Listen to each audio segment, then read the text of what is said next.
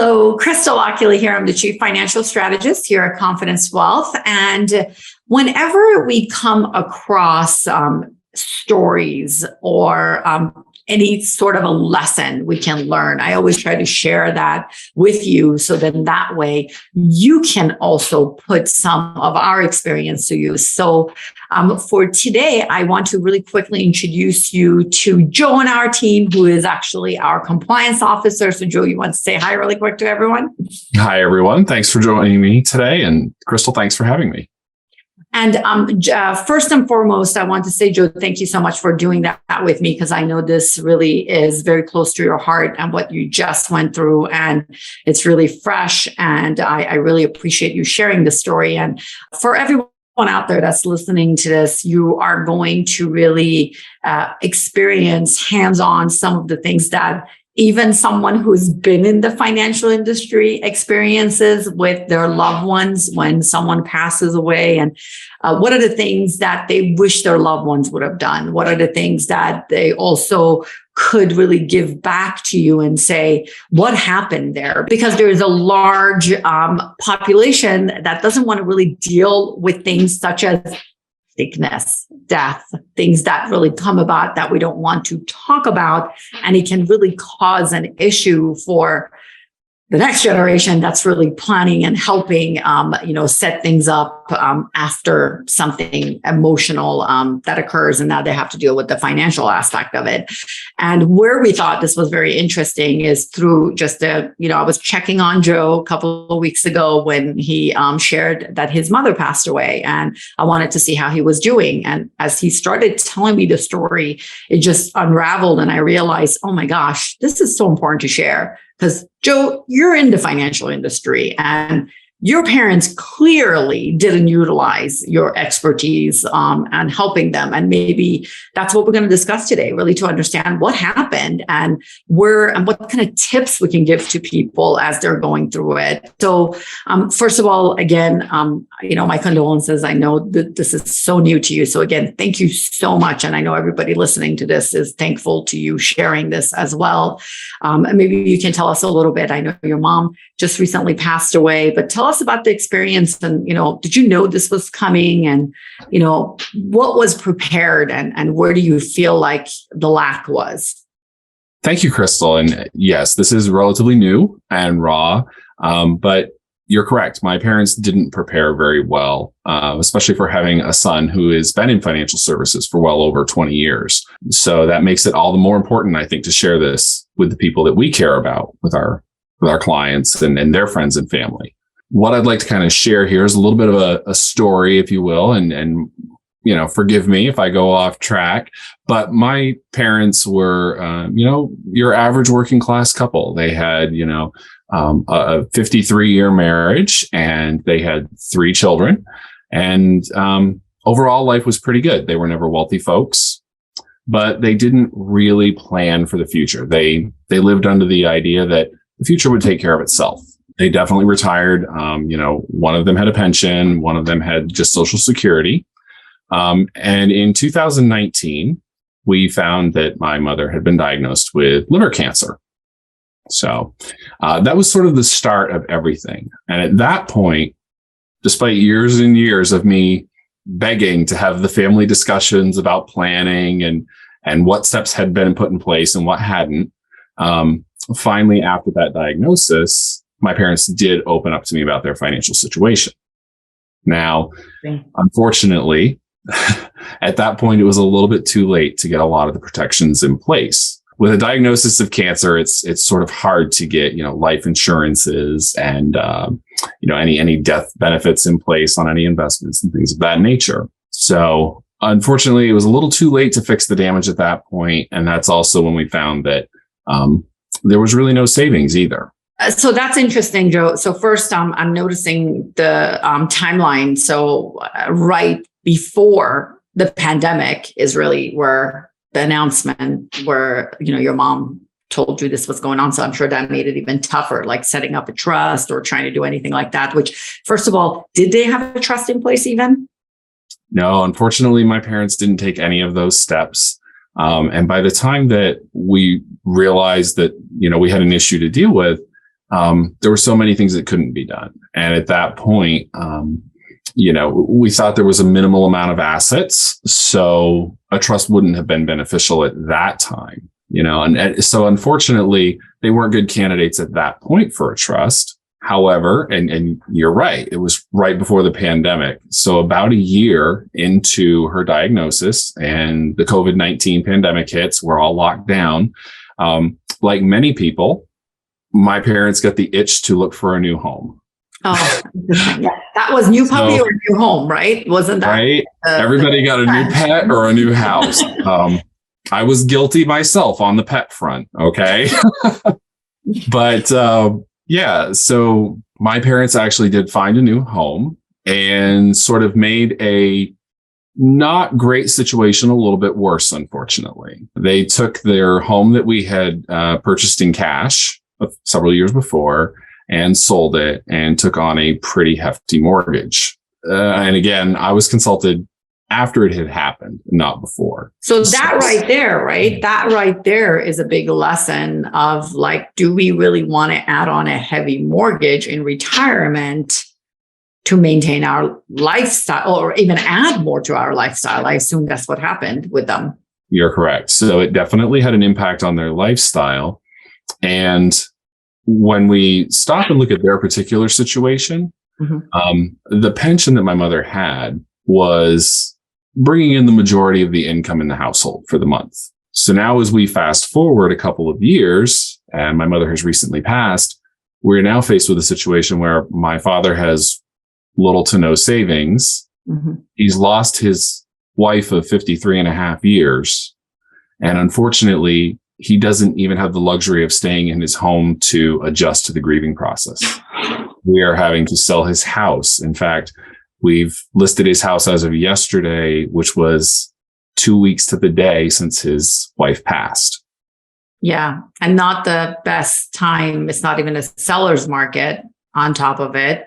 It's a buyer's market. So that's even making it, I'm sure, pretty tough and long days on the market to get the value of what you need. Oh my goodness.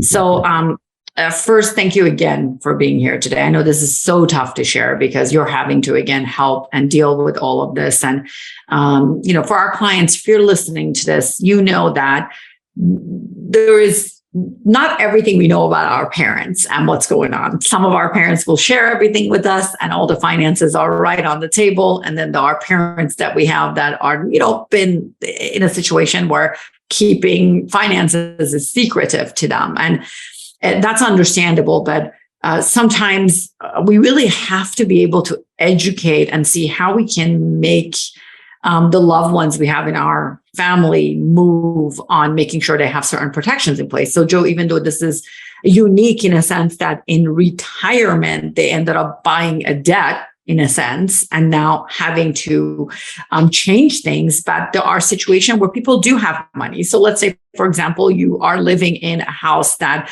a big chunk of it is paid off, but there's still a mortgage in retirement, and you may have still lots of money in retirement funds. But when a loved one passes away, one income is gone, right? In most cases, or at least reduced. Then that individual is in a single tax bracket. So that doesn't necessarily mean they can keep that lifestyle, even when there is money involved, let alone in your situation with your parents, where that's also a little bit lacking. And then there's a bigger debt. So how are you, first tell me, how are you handling this? And then if you were involved, even, a few years ago, what would you have said and had them do that you wish you could go backwards and now do, and kind of like push them to do it? That's a great question. And there's so many things that could have been done if I had been brought in earlier. And I think that's really the important point in this entire discussion, right? Is regardless of who is going to be taking care of your estate and helping make decisions for the people that are left behind, it's important to have those conversations sooner rather than later, right? Had we been able to approach this prior to diagnosis, there were so many steps we could have taken to take the funds that they did have and protect them in a completely different way. Protect them from medical bills, put them into investments that could have grown and been used to, help my father, who is now left with a reduced income, as you just pointed out, a severely reduced income, to help him. And if nothing else, he could have at least been able to stay in his home where he was comfortable to get through the grieving process, even if not permanently. So there's a number of things that we could have adjusted in their plan if we had gotten it in much sooner. Absolutely. Absolutely. And I think this is where the reason you and I decided, as raw as this is for you, let's go ahead and share this story, because many of you are in situation where you have loved ones that are there with you. There is nothing going on. There might not even, there's no sickness. They may have many, many years left, or so we think. But what we really need to do is get them to understand why planning is key and sharing these things are really important. And if they're not going to share it with you, that they may need to share it with a professional, like example, someone in our team that could have helped them put this together. And sometimes, as much as we try to have people do this, it's difficult. But one of the things I would recommend is share the story with them. So if you have someone like that in your life that you're trying to encourage and push them to do some things, share the story with them. Because one thing that I learned through this process, Joe, not just, like I said, this was, again, you and I were talking about this and we decided to do it just because of other stories that I was even sharing with you that were my clients. I mean, since 2020, after the pandemic, there were such major changes that happened to my current clients, whether it was their parents passing away or their husband or their wife. All of a sudden, young people in their 50s, in their early 60s, losing a loved one. And the biggest impact and the difference I saw was those who were prepared versus those who weren't, those that were protected versus those that weren't. And there is nothing worse than someone like your father losing a loved one. And now not only they have to deal with the grief of that emotional loss, but they have to now change their lifestyle because there weren't things put in place to protect them. So again, I'm going to just pretend you were rewinding back time. What are the things you would think someone should do if they don't have a trust? Let's say they don't have a trust in place. They don't feel the need for a trust. What should they do? Where should they start? Well, I think the first thing is always seek out the help of someone who can help build that foundational plan. And I would tell everyone, don't feel that, you're worried about your assets or whether or not you can afford an advisor and those kinds of things. Because the reality is planning is important to everybody at every income level and every asset level. Okay. One of the reasons my parents never planned was because they didn't feel they had enough to plan for. Now, a number of things they could have done, even though they didn't really have a need for a trust at the time, for example, is just things like making sure beneficiary information on file is up to date, making sure that wills and estate plans are all done and taken care of and kept updated regularly, making sure that health surrogate information is all taken care of regularly, all things that, you would talk to professionals about, your financial advisor, your estate planning attorney, and so on. These are all steps that everybody needs to take at every asset and income level to protect the people they care about. Because to your point, Crystal, we don't know when it's going to happen. Not everybody passes away at 90 years old after a long drawn out health issue. Some people unfortunately walk out to get their mail and never make it back through the front door. Yeah. And that can happen at any age to anyone. So it's important for anybody that's left behind, anybody that you care about, think about what would that person be going through if you suddenly were not here anymore. Absolutely. I think that's such a great point. So just pretend, you're, I like to say yesterday you're sitting at a table with, I don't know, someone that you love, that has passed on, and you're in heaven. I like to choose to believe there is a heaven. So let's say you're sitting there and you're looking down and you're talking about the loved ones you have left behind. Have you done everything that you wanted to do? Just think about that. Really put yourself in that storyline, because it's almost like a movie that can play in your head. I know when I want to think about things that I should be thinking about that maybe are not fun, that's how I look at it. And I go, okay, so I'm looking down. I'm now their guardian angel. Have I done everything in my power to make sure they're protected? Also, my message, maybe things that I wanted to share with them, has that been shared? So I think we focus so much on the negative aspect of death, sickness, and things like that, that nobody wants to think about. And that's why we choose not to think about it.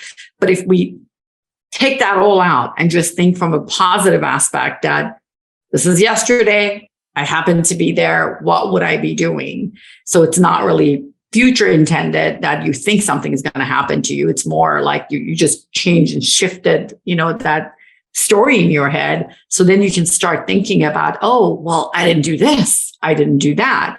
So for example, for me, it wasn't just about the trust and insurances and things like that, because obviously being in the industry, I know you and I think about these things and we do all these things on steroids, right? Because we want to make sure that it's all done. Yeah. But for me, the things that popped up were, did I say how I felt about my loved ones to them? And do they know?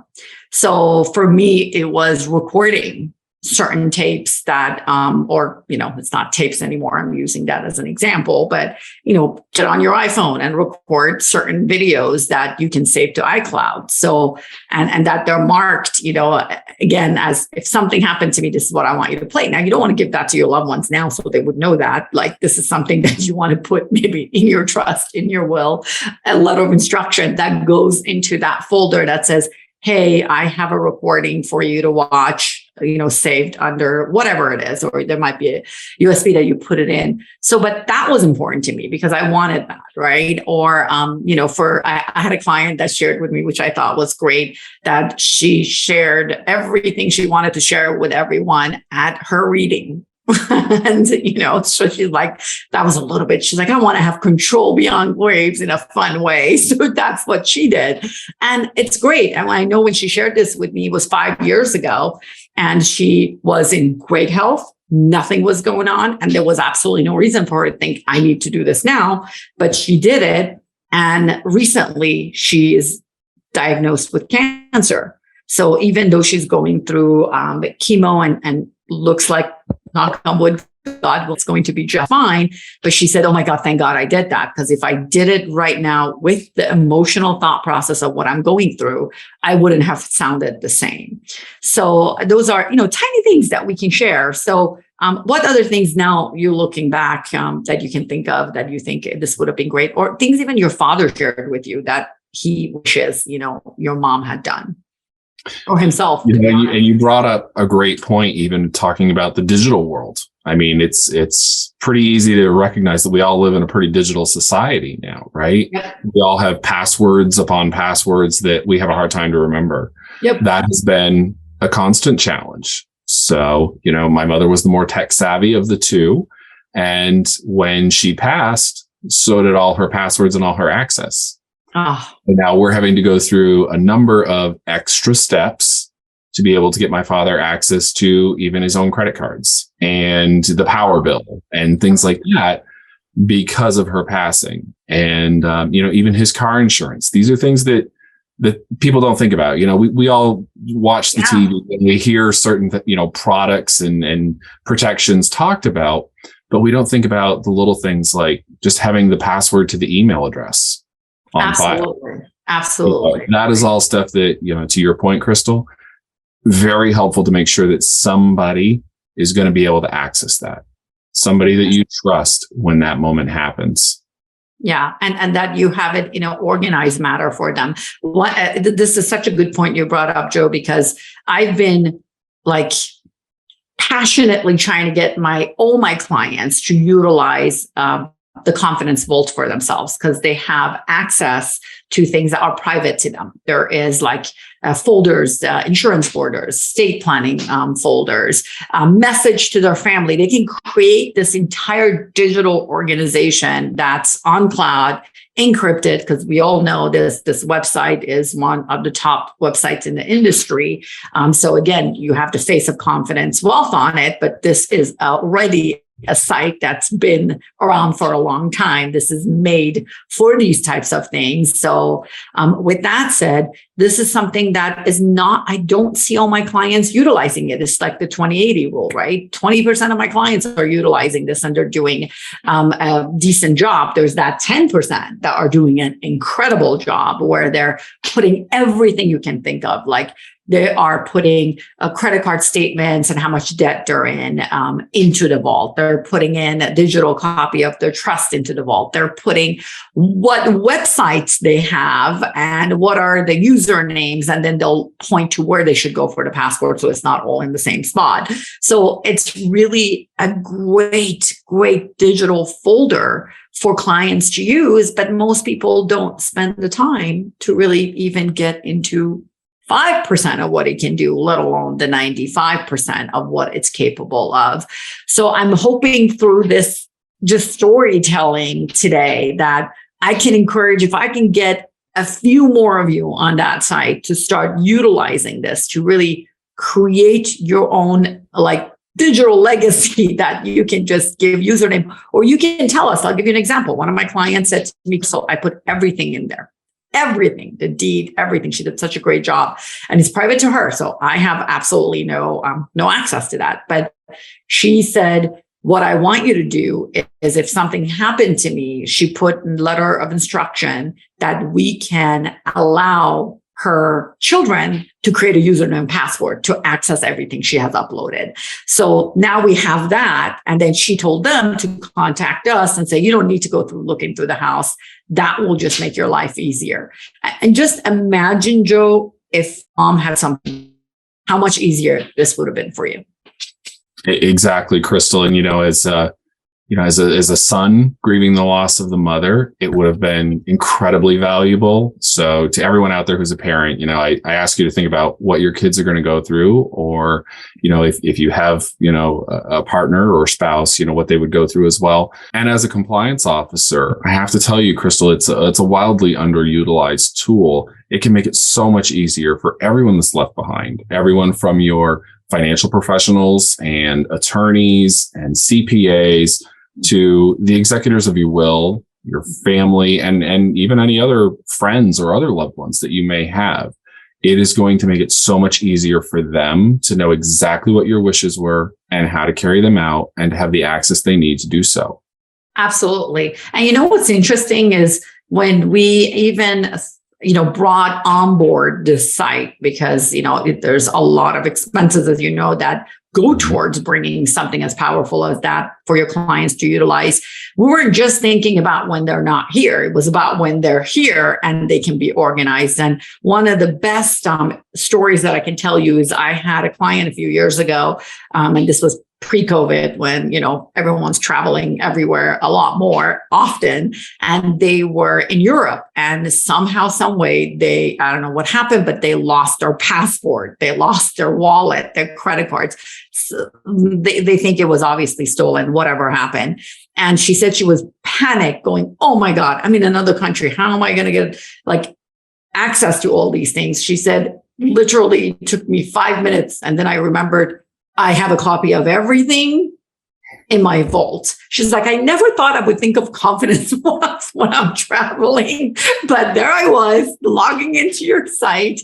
She said, I got a copy of my passport, her driver's license, everything she needed. And then the nice thing is there was a folder that had all her credit cards that were stolen. So she was able to forward that to her children in US and say, cancel all these cards, let them know what's going on. And she said something that could have been a mess for me to think about what was in my wallet, but because she had created literally a folder that had said wallet, credit cards, everything that was in there, she knew that. And it just made it so much simpler. So it's not also just when things are catastrophic we should plan for. We plan for things even for when we are here, let alone, like you said, leaving a loved one behind. And I know already from a little bit that you have shared how tough this is for you.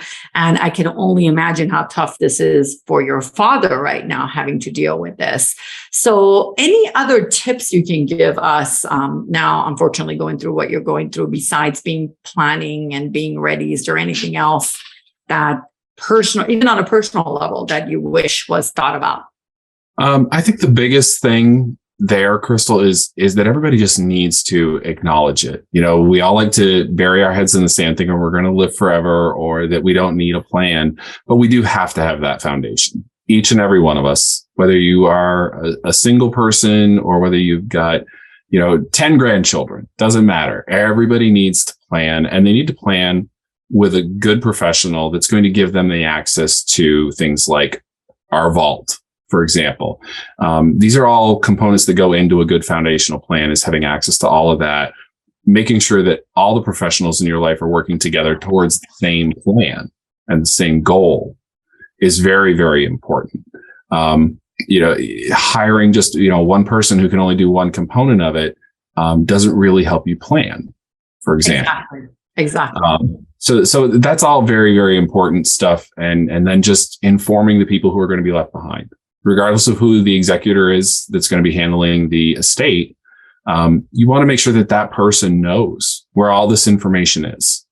Absolutely. And when right hand doesn't know what the left hand is doing, that doesn't really help. So I've seen situation where, I'm a certified estate planning specialist. It's not the same as a trust lawyer, that does the trust. They have to do their part, but there is a part that I do that's totally different than what they do. And I catch things in trust that are like, how come my lawyer didn't think about it? They would never think about that. That's not their specialty. So one of the things that I think is super helpful is having the financial professionals in your life. We always talk about that. Send us introductions. I know part of the foundation planning that we have is we like to actually review our clients' trust. And we like to, in a sense, even get introduced to their CPA. So we're reviewing their tax returns and things. So the right hand knows what the left hand is doing. And that's something that, unfortunately, I also see it's a big miss in the financial industry. That's something that's not really the norm. But these are the things we like, as part of clients that are doing their holistic foundation planning with us, that are part of that holistic vision. These are the things that we're looking out for them to make sure that everything, all the T's are crossed and all the I's are dotted, per se. But I think what I'll do here is I'm going to just list out a few things that everybody should be thinking about. And Joe, maybe you can step in and things that I may forget about and that we can talk about, again, when you're planning things. Obviously, we know you really need to make sure beneficiaries are listed in everything. That's key. 2, you really need to make sure, like what Joe had said, things are protected for unforeseen things that you would never think about, like medical, like we just discussed earlier. Making sure that let's talk about insurance for a second, because no one likes to talk about insurance because everyone just thinks, the premium, right? But when you think about it, it's penny on the dollar for the protection your family will get. So what's the purpose of insurance? Insurance is there to replace an income that's going to be missing if something happened. Sometimes that's only needed for a short period of time. Sometimes that's needed for a longer period of time, or the dollar amount will change. So that's why we find people are either underinsured or overinsured. Then there are things such as if you have in your family history, people that end up needing long-term care. And if you're, at an age that you can look at long-term care insurance, that could be okay. And I know sometimes I hear, I don't like to pay for something I may not utilize. Well, first of all, most of us have car insurance. And I really hope to God you never have to utilize that, because I don't want you to get in a car accident. So that's number one. Think about that perspective. You also have home insurance. You don't hope your home's going to burn down, right? You're getting that just in case. So long-term care insurance is the same thing. And in this world where things have changed drastically, there are insurances that if you don't utilize it, it gets paid back into the state, even the premiums you put in. There might be death benefits to that. So I want you to think more foundation on a big picture. So I know these are things that a lot of our clients talk to their team members, in their advisory team, but you may be listening to this saying, I didn't cover this, or you may think I need to now cover it again. And I need to cover this subject and talk about it further, or your friends and friends of our clients, and you're listening to this. It's just about reviews, right? Just seeing. It's never about adding things unnecessarily. It's about protecting your loved ones if you haven't done so. It's about making sure that there's a plan in place. So let's just say, for example, if there is not necessarily enough money to buy a big life policy if something happens, right? As much as we all love to leave that, maybe that's not in the cards, but what about a change of lifestyle that has to happen, or a downsizing that has to happen in case something happened? Let's say you don't want to get long-term care insurance, but there has to be a plan. If something happened, what is that plan? And does everybody agree on that plan? And have you passed that on in a message that's there for your loved ones to take care of you if that happens? So nobody plans for Alzheimer or dementia, but when it happens, unfortunately, most people don't know what that individual really wants. And if that was already talked about, and please don't keep the conversation, well, I want to be at home and that's it. Just make it happen. How? Imagine if you have, your daughter that's maybe in her 40s and she's a lawyer, right? And her husband who works, and you tell them, I want to be at home, and that's all they know.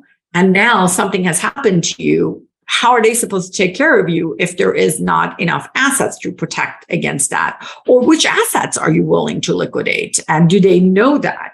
So it's interesting, because it's never about that there isn't enough in many cases that we work with clients. It's about which ones do we want to liquidate, because the plan maybe was leave the house or leave the rental to the kids. Well, if there was no insurance and now you ended up in long-term care for 10 years, something has to be liquidated.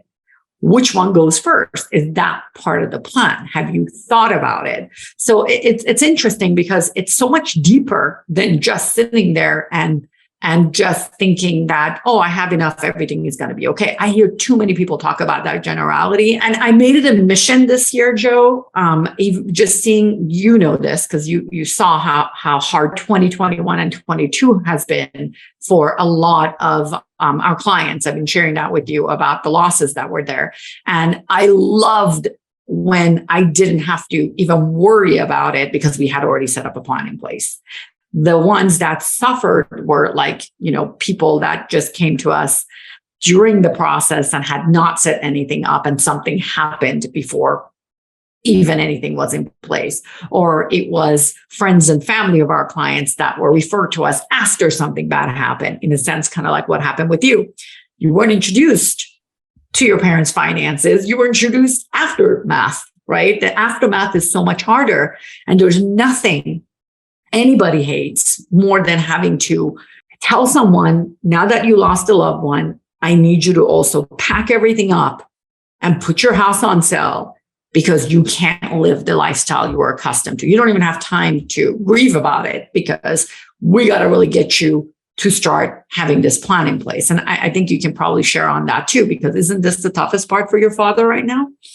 It really is, not even being able to grieve, having to move quickly to get things taken care of before it becomes even more of a financial impact than there already has been is extremely hard for him. And of course, he's also feeling guilt. He knows that he's put, his children in a bad spot because we're having to step in and help.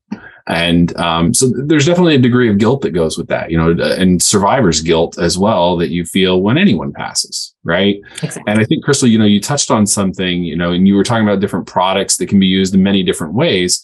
And the other thing to keep in mind with that is there's also a lot of ways that people can use those products to, create tax advantages for themselves, as well as for their estate and for their children and everything else.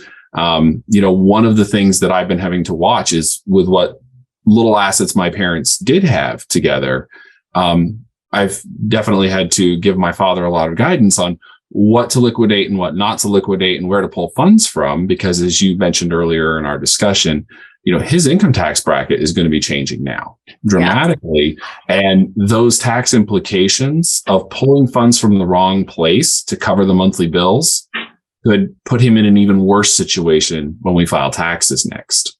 Yep. And he can deplete all the qualified money, and qualified, by the way, means IRAs, 401ks much quicker, because let's just say if they were withdrawing $30,000 a year or $40,000 a year on that to supplement their income, well, that was on two people as a married couple, and their taxes were lower. Now they have to take out a lot more than if you were taking out $30,000, you may not have to be taking out $45,000 just to compensate for the extra taxes you have to pay. And I think these are things that people just don't think about, because nobody wants to think about that. I agree. Nobody wants to think about it. And also, it's not something that the average person learns in school. You and I know that because of what we do for a living. Our clients may not be financial advisors, and their friends and family, they have their own area of expertise. And it's important to find someone that can help guide you through this. Absolutely. And it is really tough, because I know I try to always, tell my sister what to do, give her some good tips of the things that she needs to take care of when it comes to her family. I talk to my mom all the time, trying to get her involved. My dad was an accountant, or he's still an accountant. He kind of retired and then went back to work again because he can't stand still. But he has things under control to a certain level, and there are things that I want him to do further, and I'm always communicating with them. But the biggest problem we have is my mom. My mom doesn't want to know anything. She doesn't want to deal with anything. And her answer to everything is, well, if something happens to him, then I have you. So, and that's her backup plan, right? So, and I get that and I understand that, but I would love for her to be more empowered and confident to understand things. And that's one of the things that I always try to do. And I know it's tough, because trust me, I'm trying to get my mom involved, and slowly we're getting her involved in some things. She is learning some things that, again, it was old school for her. She came from a family that even her mother, who at that time, years and years ago, was a doctor, which is very, very rare from third world country back in those days. So my grandmother was very educated. However, all the finances were left to her husband, my grandfather, who was a banker. So, by the way, finances seems to be my bloodline, basically. So it's interesting. So I guess the generations just passed it on. So, but for some reason, and I happened to be one of the first female, right? When you look at the generation, that I was like, what? Of course you should be in charge of your finances. Like, what are you thinking? And I don't understand why that was taught to them. No matter how educated they were, it was just taught the husband takes care of things. Now times have changed and they have shifted drastically, because I would say with my clients, I see a big shift of involvement. But here's the crazy part. There is still a big chunk of my clients that one spouse. Now it happens to be sometimes the husband, sometimes it happens to be the wife. Doesn't matter, right? So it's always one spouse. There's a partner that is the one doing things, and there's the other partner that doesn't really want to be involved, right? This is for every kind of a couple. It doesn't matter if you're a same-sex couple. It doesn't matter if you're husband and wife. I don't know what it is that one partner picks up things and they want to do it, and then the other partner kind of lags behind, doesn't want to deal with things. But you really have to be involved. I think when you are a couple, things should be done together. And it also, the burden of it being on one partner is a lot tougher than one is two. So I don't know if that was the case in your parents. Is that something that you experienced? Yes, absolutely. It was ironic that my mother was actually the one that managed all of the money. Yeah. So, one of the few good things about knowing that someone has a long-term chronic illness that's eventually going to be terminal is that we were able to get dad educated on how to do things as simple as balancing a checkbook, and which bills to pay and when. So he took that, and that helped a great deal with this transition. It was a lot more that had already been got in place, and we didn't have to worry about educating from that standpoint. So that was one of the best things that we could do. But I completely agree with you. I fall into the same category, and you can probably guess in my relationship which one of us manages the money. I wonder, is it the compliance officer? And which person says, no, I'm not interested. It's so interesting because it is part of that I know it's really important to encourage, anyone in your life that you love, that you feel like they need to get more involved, get them more involved. And I think that's really, really important. And one of the things, Joe, you mentioned even earlier is in school, no one taught us this in school. And it is true, because that's something that I so wish. I remember I was involved with teaching a couple of classes at the Culver City School District, like after hours, to the teachers about their 403B and things like that. But during that conversation, we started talking about, wouldn't it be great if the kids really learned some of these skills? Because we learn chemistry and biology, and not everybody really uses that, right? As much. Not everybody, some do, not everybody. But yet we don't learn about the simplest thing, which is your checkbook, debt, credit cards. What does that mean? Because think of how many, I still call them kids, but graduate from high school, they go to college, they get a job, and they get a credit card. They start charging things because they think it's just credit card. It's digital. It's not real money. And that's absolutely not true, right? So it's like teaching them what does the digital aspect, and now we have cryptocurrency, right? So that everything has become, in a sense, digital. And if they're not taught, and the reason I'm bringing this up is maybe it starts from home. Start teaching your kids, start talking about it. I know one of the things we talked about is we're trying to see if we can add any basic budget planning classes that, we can roll out to our clients, to roll out to their, to their kids, to their grandkids. So then, of different age groups. So that, just so you know, that's something that I'm passionate about. So we're working on that so we can at least get that education out there, because I think it's a little bit of everything. It's not one thing or the other. It's just a little bit of everything. Exactly. There's no one size fits all answer. And that's, I think, the important takeaway here. Meeting with, an insurance person is not necessarily going to solve all your problems. Meeting with just an investment professional is not necessarily going to solve all your problems. It's really meeting with someone who has the flexibility to help you address all these issues and help coordinate with the other professionals that are needed to really build that foundational plan that can help you determine if you have what you need in place, and that you're not, as you mentioned, Crystal, you're not overprotected, but you're not underprotected either.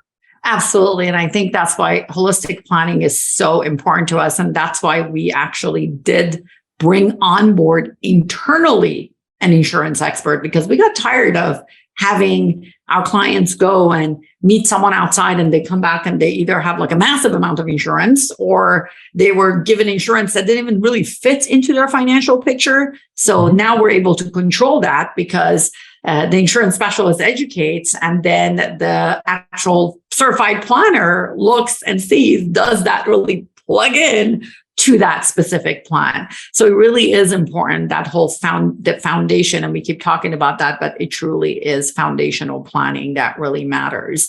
And again, I this was not about having anybody out there feel guilty or be stressed. It was just, we just wanted to have a casual conversation with you about what has happened, and something that really obviously touched home even more so with Joe than any of the stories, that I was sharing, because it literally last year I've been talking about this, and then Joe just happened to experience it hands-on with a loved one. And thank you so much, Joe, for being here today and sharing that. I know, again, as I said, this was just couple of weeks ago. So for you to be here sharing this so fresh, I really appreciate that. And I know our clients do too. Well, thank you, Crystal. And I appreciate the opportunity. As you know, I'm very passionate about helping people get the right help and helping people do the right thing for the people that they care about. And it just made sense to share the story. I'm hoping that, somebody out there can learn from it and prevent the same circumstances.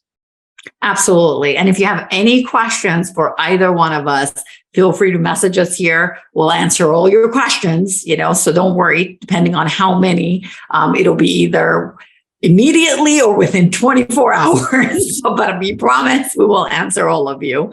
So until next time, and if there is any subject or any tips or anything we can help you with that you can actually tell us, Crystal, I would love a class on this, or can you dig a little deeper? I would love for you or Joe to dig a little deeper on this aspect. Let us know. This was just for us to get this story out to you and just have you start thinking about it, right? Things that maybe you already talked about, but you didn't really get in depth. So this is our hope that this will help you, your family members, your children, your parents, or whoever it is in your life that would need that. So feel free to share the story with them as well. So that link is available for you to be able to pass on the recording of it. So until next time.